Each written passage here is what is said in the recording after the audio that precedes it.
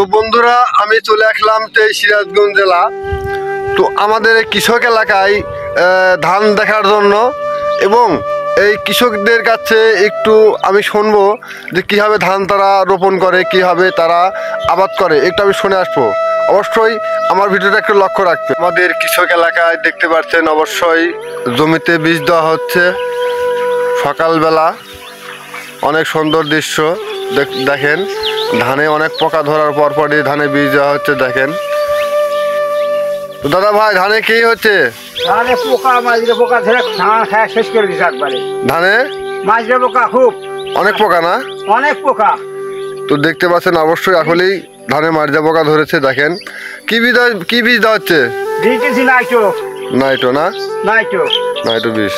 তাহলেই দেখেন অনেক সুন্দর ধান। আমাদের এলাকায় কৃষক এলাকা, ধানের বীজ দেওয়া হচ্ছে এবং ধান পোকা ধরেছে দেখেই বীজ দেওয়া হচ্ছে, দেখতে পাচ্ছেন অবশ্যই দেখেন। দেখতে পাচ্ছেন আসলে আমাদের গই গ্রামে অনেক সুন্দর পরিশ্রম করছে দাদা ভাই, দেখতে পাচ্ছেন অবশ্যই অনেক সুন্দর লাগে দৃশ্যটা।